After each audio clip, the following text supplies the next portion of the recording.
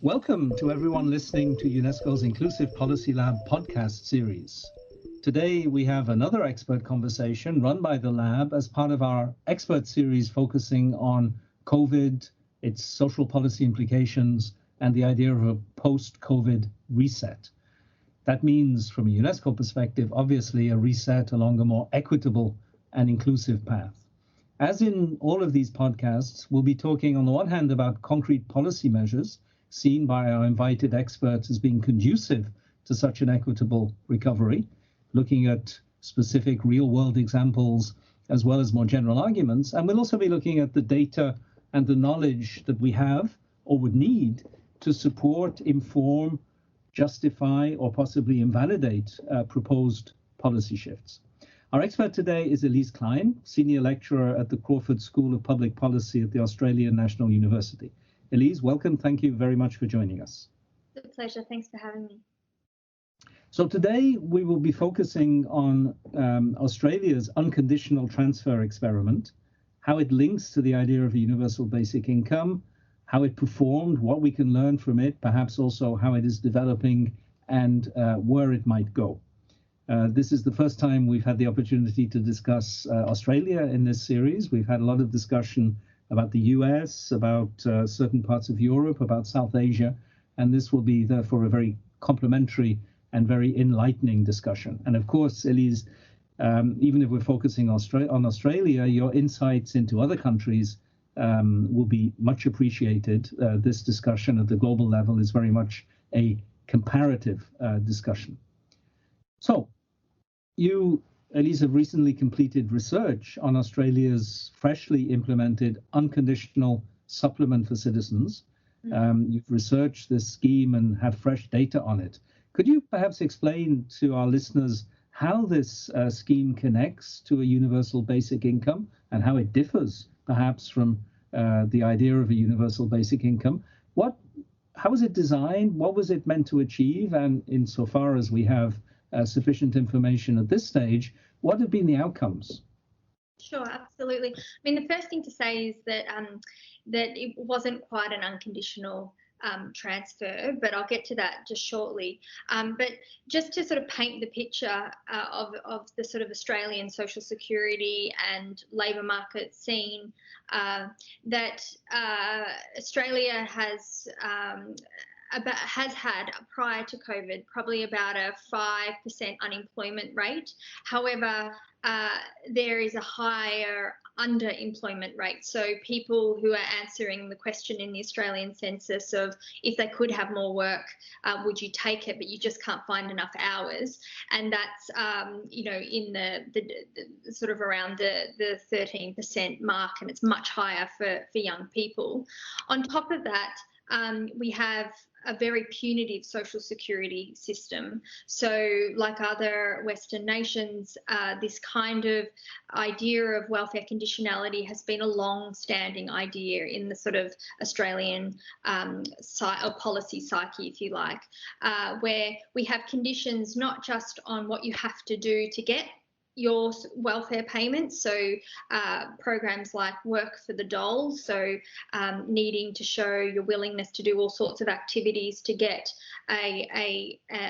your income, but and particularly how these work for the dole and these conditions impact particularly First Nations people. Australia is a settler colony.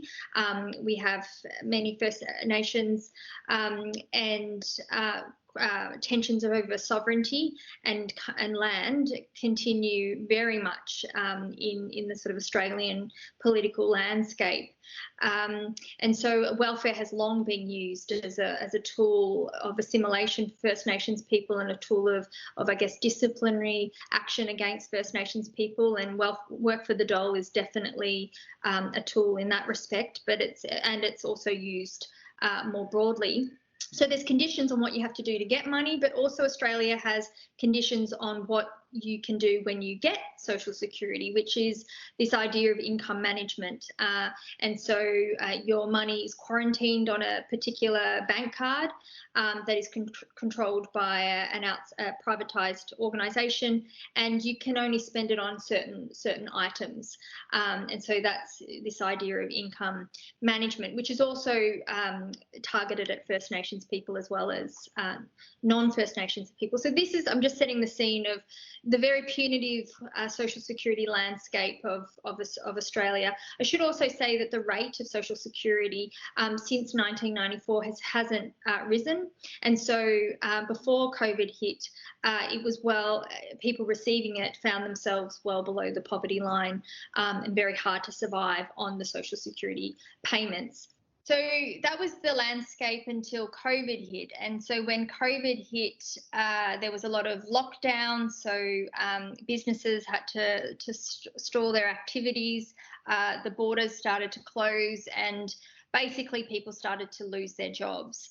And the unemployment rate in its peak got to about 7.1%, which sounds low, but that's because the Australian government did two major policies in this period, which completely reversed their kind of position in the policy landscape up until that point.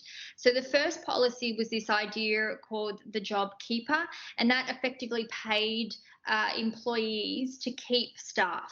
And that's why that unemployment rate seems low, is because the amount of people who would have lost their jobs were actually covered by this job keeper, in that they got to stay employed technically, even though they weren't doing much work. They weren't going in, they just got this payment every fortnight. So that was the job keeper. So it's estimated that it almost hid up to about 2 million people from falling into unemployment.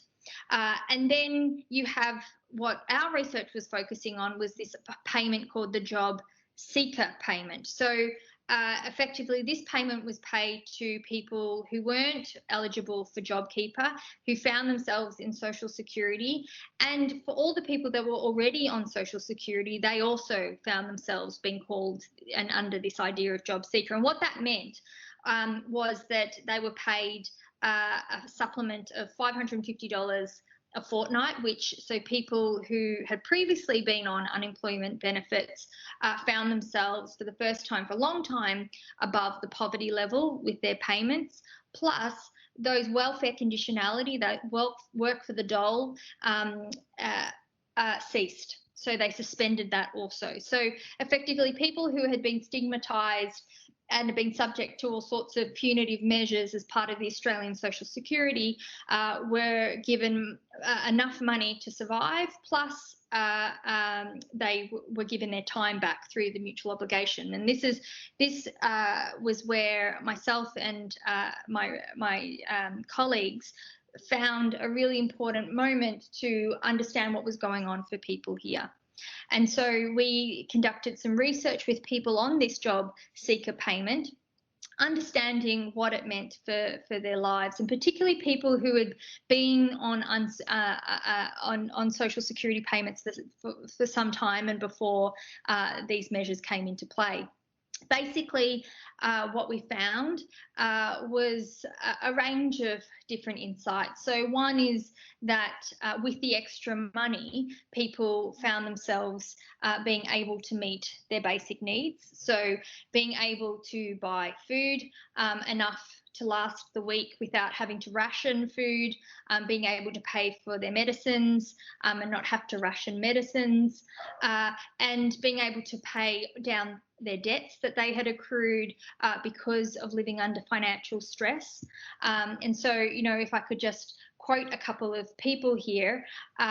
So somebody who had been on unemployment benefits for some time says, I was able to get medical and dental issues sorted out that I'd forgot about for literally years beforehand. I was able to buy new clothes for myself, not having to ration foods and meds, being able to keep my son in new clothes.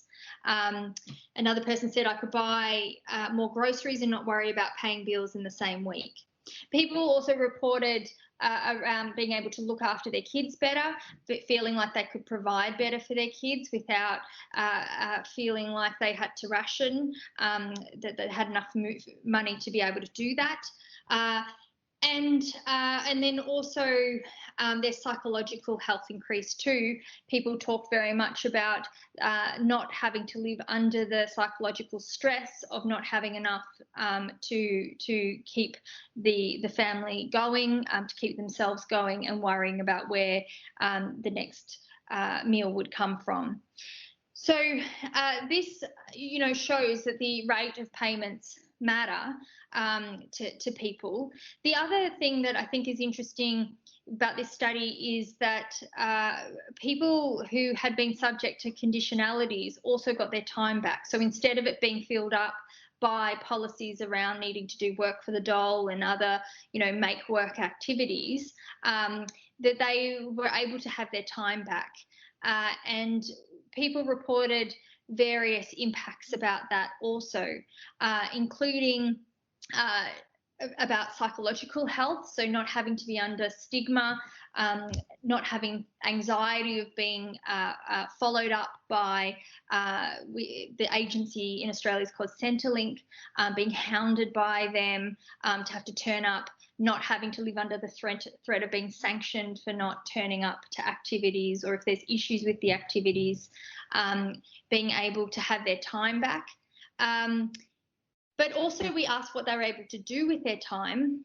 And what was interesting is that people talk very much about the extra time gave them space. So time, not just in terms of minutes, but also, I guess, mental space, mental time to think and to be strategic about how they wanted to go and what did they want to do in the future.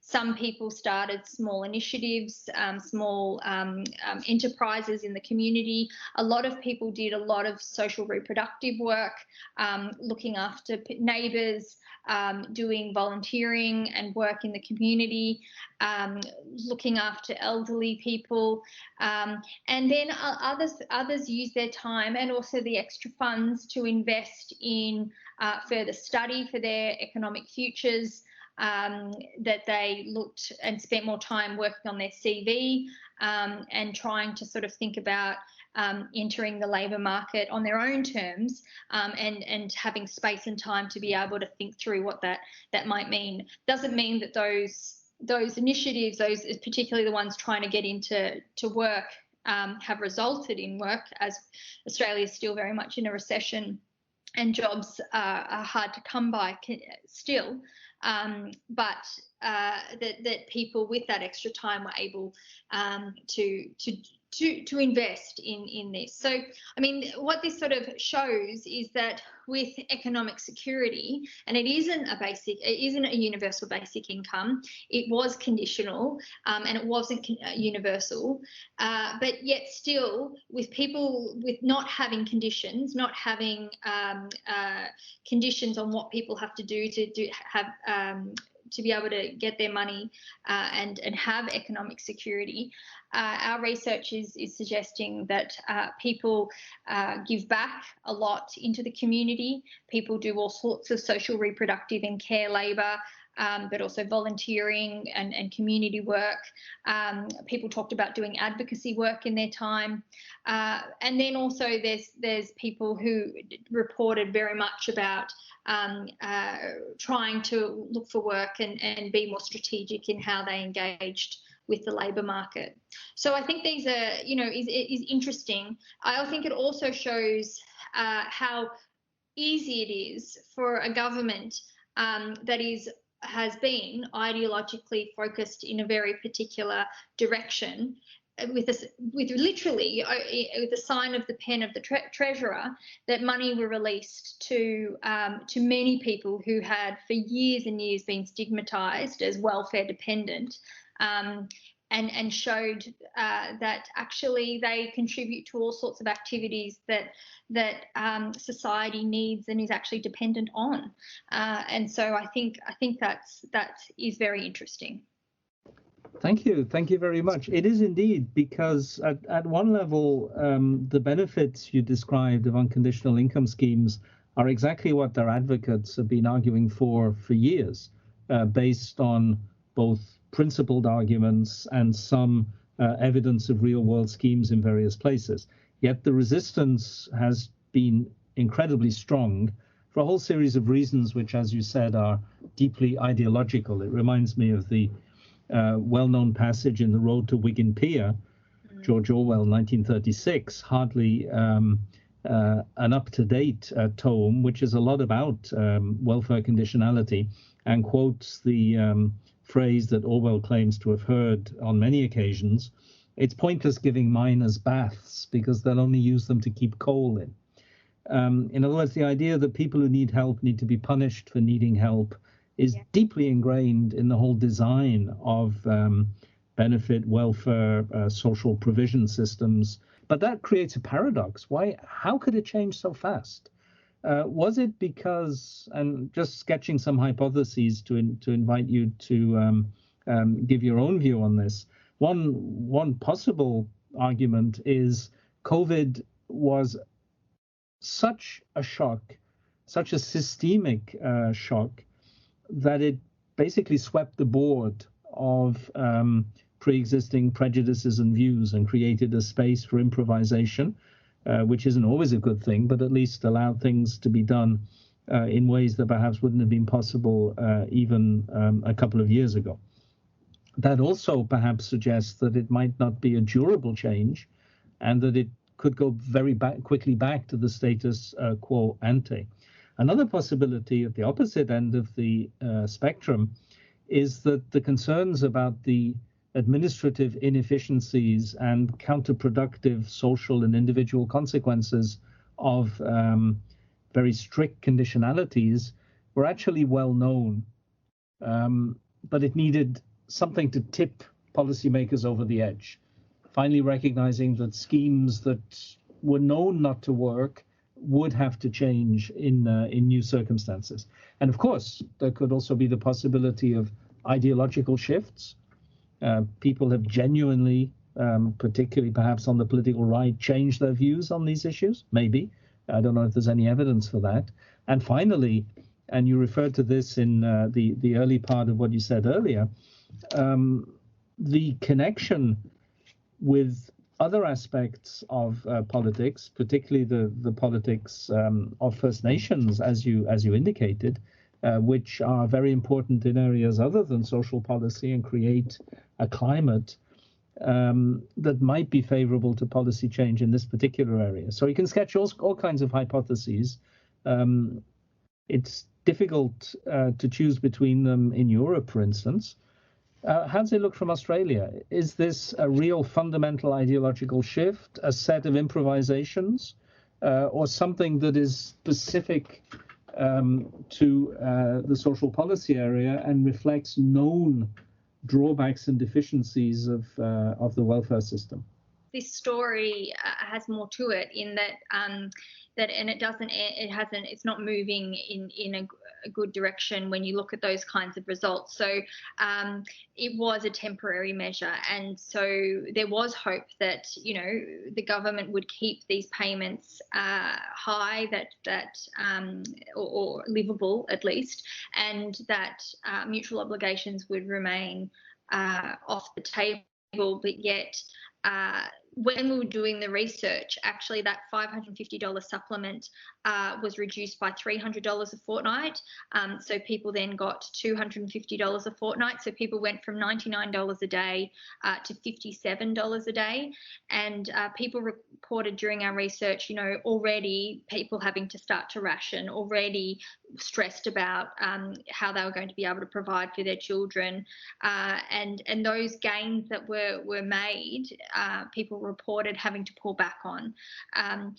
So since the Australian government has announced at the end of this month that the whole supplement will stop, which will mean effectively that the payment, and they've announced a small raise to the payment, which actually isn't a raise at all. It comes down to $44 a day because the supplement ends, and then the original payment, which was $40 a day, they've said we'll raise that to $44 a day. Australia's a very expensive place to live, and that is this these announcements are very concerning. So it was temporary, which is, of course, very dispiriting for a lot of people who, for the first time, felt human again. I mean, these are the kinds of responses people were talking about. The other interesting thing is that we compared people's responses to people who didn't get the supplement but were people who had were on JobKeeper, or were able to continue working during during COVID, who reported all sorts of negative experiences through COVID, from the stress of lockdowns. And this contrasted very differently to people that were on the supplement, who for a long time had been persecuted and had felt very, stigmatized. They actually had a positive experience during COVID because of the supplement. So it shows just how far pushed back or pushed under their experiences of life is because of the social security system. And when people had these measures, they had a positive experience, whereas, the general population who, I guess the middle class, if you like, found it much more difficult under COVID. But their general experience is very far from those on social security. So having said all of that, I mean, it was a moment in time, but it does show how quickly things can change. And it does show that when forced, governments can make these decisions, and ideological governments can make these decisions. If only we could see them keep them. On the issue of First Nations, another interesting thing to note is that in Australia, in the 70s, there was a program implemented that was quite like a basic income for First Nations people, particularly living remotely. It was called the Community Development Employment Projects. And so block amounts of money were given to community organisations to pay people a wage for work. Now, work here is because employment is a very narrow concept. Feminists have been saying this for a long time, but so have First Nation scholars, where work can mean a much broader array of activities, productive activities, care of country. So First Nations people, very deep, important connections with the land, care of community, and of course care of children and elderly, and maintaining culture amidst a very punitive settler colonial environment. And so these block grants were given to remote communities, and people were paid a wage to do work in a very broad sense. Now, people did a lot of that work, but then other people, for whatever reason, couldn't work. So, may have been ill, or may have been doing other certain activities, and they were paid nonetheless. And so my work with Professor John Altman in the Northern Territory, was documenting how these payments acted like a basic income, because they were paid, even if people did these activities or not, people were still paid the money, and it acted like a basic income. The sad story to that is that from the 2000s onwards, the consecutive Australian federal governments have taken a much more punitive approach to First Nations people, and that program has been scaled back, and it's been transferred into a work for the dole, a very, very punitive work for the dole, more punitive than the non remote programs, non-First Nations programs. And poverty levels have increased because of that, and also unemployment levels have increased because of that. So, we have examples here, but the ability for that ideological shift, that deep mindset in the sort of settler psyche of obsession with work and needing to contribute in very particular terms, in terms of employment, really undermines people's economic security. There are, thank you very much. There are some things that you've alluded to, but not gone into any detail on, that I'd like to probe, if you allow me. Sure. One is financing. I imagine there was no specific financing method for the emergency schemes in line with what was done elsewhere. But to what extent have discussions about how unconditional schemes are to be financed played on particularly the durability, and in this case, absence of durability. As you know, there are some very interesting discussions, both in scholarly circles and in policy circles, about creating financing schemes for minimum income that would allow it to be both more sustainable and more politically legitimate. For instance, tying it to a carbon tax, which is something we talked in detail about in a previous podcast in this series.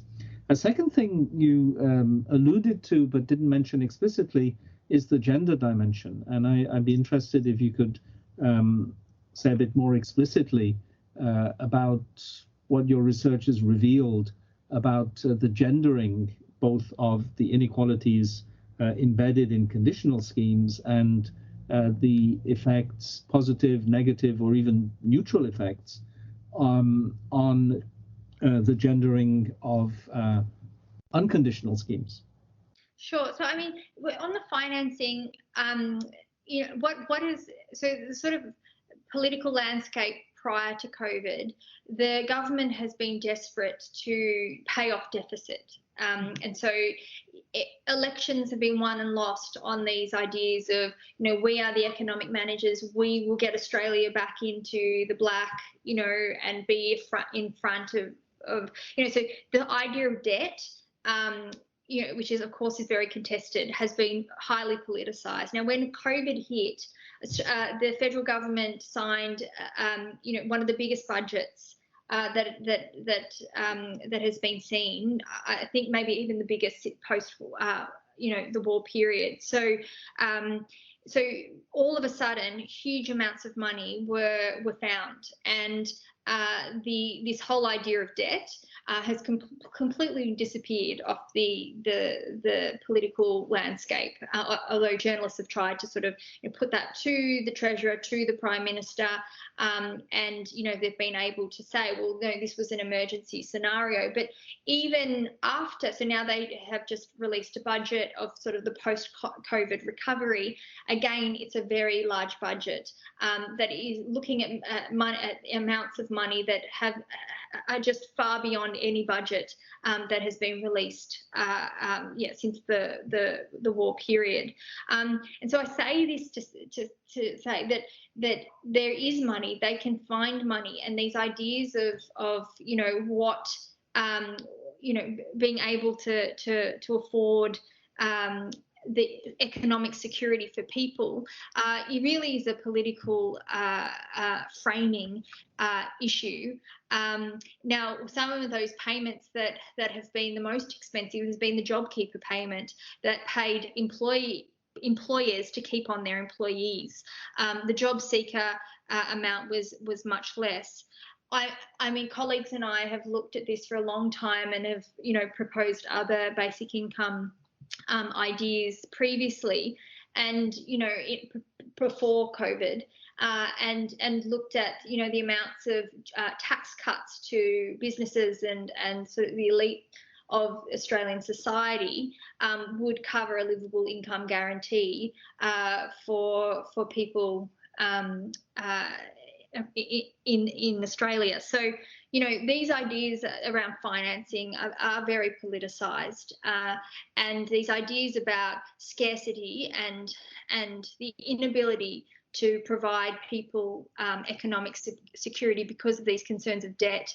I think this COVID period has shown how much they are on shaky ground, and how much they can find political reasons to spend those kinds of money. On gender, look, with the COVID supplement, a lot of the people in our research were actually single mums, and so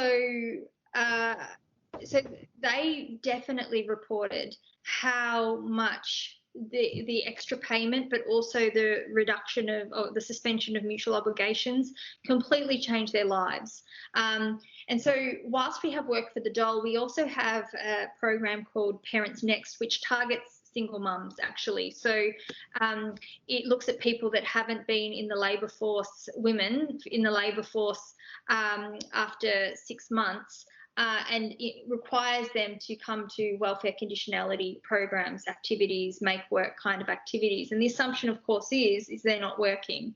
But in reality, of course, they're working, that they are looking after, they're the single carer for children. And, care, unpaid childcare is vital for the economy to even exist. That, if I can put it crudely, you don't have the next generation of taxpayers unless someone's there to raise the children. So people are treated as if they are welfare dependent, but yet actually the economy and society are dependent on their unpaid labour. And so when these women were given the supplement and also their time back, they were able, like I said, to be able to provide more, feel like they could provide more for their children. I mean, can't see it in front of me, but one of the quotes that came from the research was about a woman who had to ration her child's milk, the bottled milk for her child, which is really, really, quite an awful situation for someone to find them to be put in. But also being able to, have time to be able to spend with their kids without feeling like they were being a bad mum. And that's what these kinds of welfare conditionality programs do to people. So, feeling dignified and being able to be there with their kids, I think is, that is a different experience to people, the middle class and how the middle class responded during COVID, because they were, childcare centres closed down, and so people, and particularly women, had to take on looking after their kids in the home as well as working from home, and so their reports of the COVID experience were very different. But that is a contrast to people who have been so dehumanised for so long, being given freedom back again, and what a difference that made to people's lives. Thank you. So we've been talking a lot about Australia, which is not a criticism, of course, because it was the whole point. But nonetheless, given what is specific about the Australian case and what is perhaps generalizable, what would you see as lessons that could be learned from the various things we've been discussing beyond the specifics of the Australian situation? And of course, we're particularly interested, if you want to comment on this, on how minimum income schemes, whether UBI or some other version of minimum income, can play out in developing countries. Yeah, I mean, one thing I think that this research feeds into, which is a debate, or not really, I mean, it's a sort of an argument in the basic income circles, is just how narrow the ideas of employment and employment as work are, and how people contribute in very broad ways to the society and the economy. And so, I mean, feminists have been saying this for a long time. I also pointed out before that First Nations people point at this for a long time. So this obsession with the institution of employment as the way in which people get economic security really needs to be rethought, because here are a whole lot of people who have been long stigmatized, and this within a society that believes that treating people in a generous way through social security is an impediment for people to be productive. Hence, they need to be treated with stigma and welfare conditionality and low payments. Actually shows that that's not quite the case at all. In fact, people contribute in various ways, and have done for a long time, and have done in this time of COVID.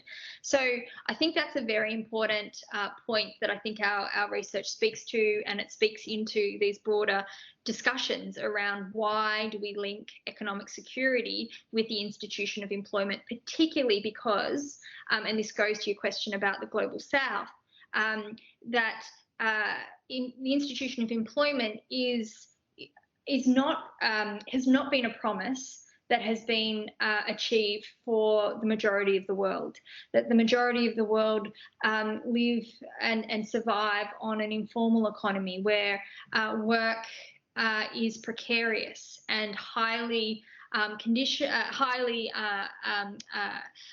insecure, and so and so people are having to survive in a very difficult environment, and so there are development policies that see this space as a very entrepreneurial space, but I think that's almost a bit cruel in that people, yes, are creative and yes, are trying to make ends meet, but because they're trying to survive. And so, the need to offer economic security across the board, I think, is more important than ever. And I think, that is a really great contribution of what basic income is providing.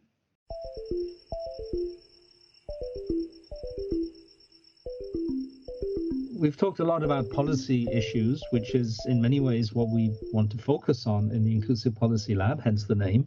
But there are also some really interesting research level issues that you've referred to and that I'd like in the closing part of this discussion to look at a little bit. One of the challenges we have, particularly in setting up the right kinds of policy-oriented or policy-relevant discussions, is producing the kinds of data and more generally the kinds of information that will convince people with sort of prima facie negative views about the benefits of unconditional income schemes, that in fact those benefits are both real and significant. You've described in a very interesting way, certainly for me as a social scientist, the ways in which your research has given you granular access to people's experiences, their voices, their understanding of their own situation, and how particular schemes have provided benefits for them, or the rollback of those schemes has put burdens upon them. At the same time, no research methodology can capture everything. What are the gaps that you would really like to see addressed, whether in qualitative research or at the more quantitative level? What are the things you'd really want to know and that you hope someone would either support you in doing or do if it's not the area you would like to focus on yourself? And this also connects to the policy level question or the public debate question. What do we need to know about these issues that we currently don't? Yeah, I mean, look, as a researcher, you always want to do more. So, basic income, scholars have been thinking about trials for quite some time. And so there has been an emergence of trials across, various parts of the world. And I think that's exciting. I will say, though, I think, trials, data is always used politically. And so, I think whilst trials are important because, there's a lot of interest in them and people,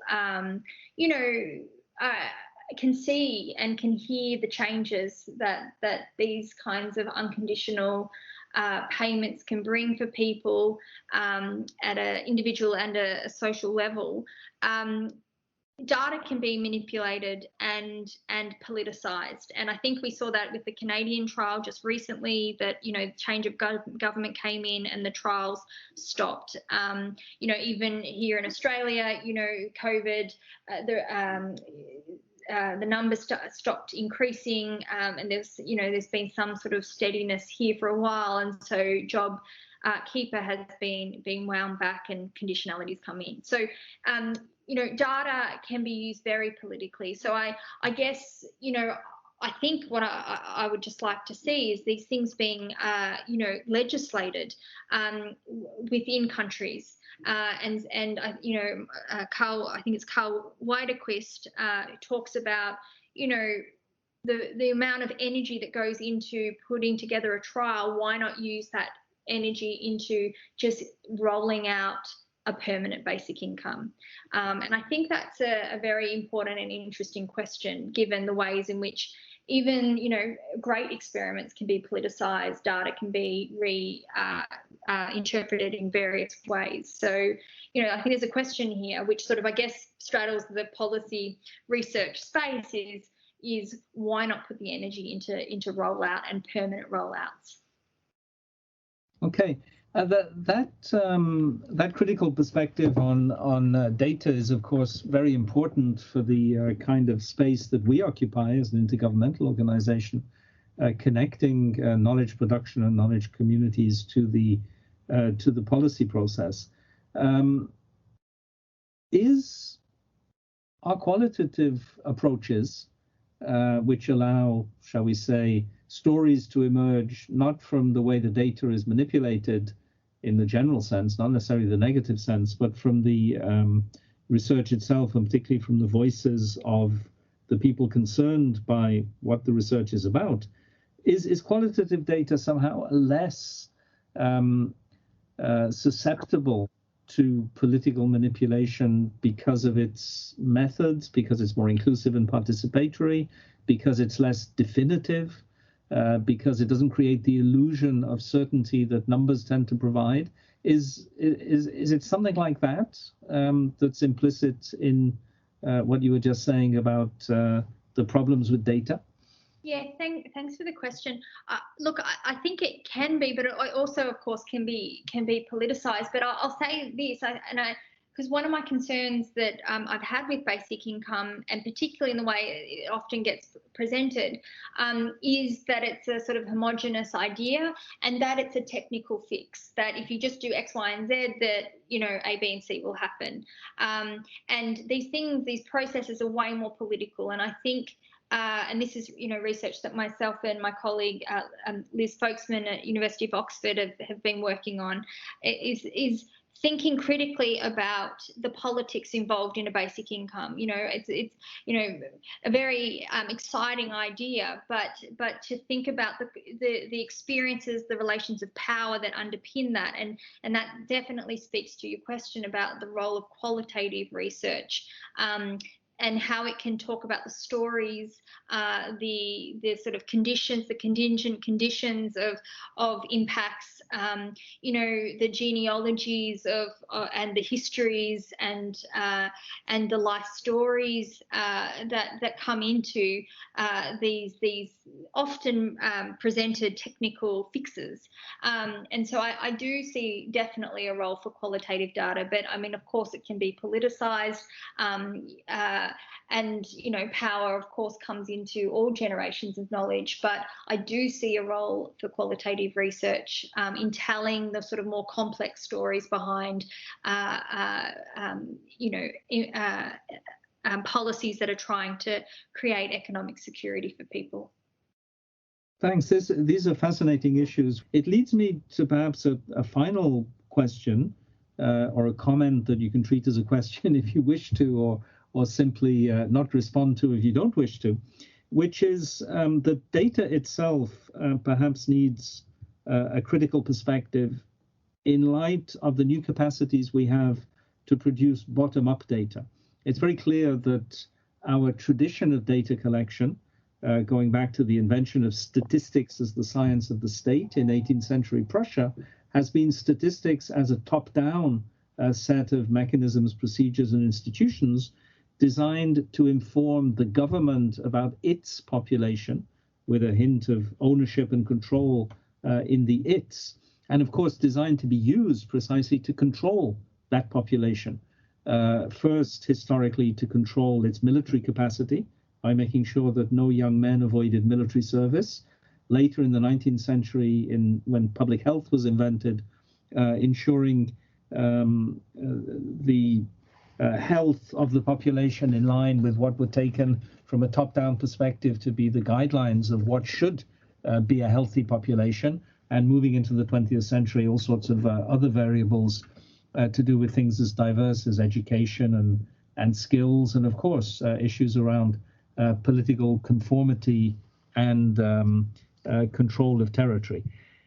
But it doesn't have to be that way. And perhaps new approaches to data driven by social media, by artificial intelligence, by new ways of collecting data on a decentralized manner and validating it not through central control, but through various kinds of distributed ledger systems, allow one to imagine a radically different approach to data, both for research purposes and for policy purposes. Is this something that you find interesting? Do you have any comments on that kind of vision, or does it have the potential, while sounding attractive on the page or in a conversation, to actually become an even worse nightmare of panoptical control, to paraphrase Foucault on Bentham?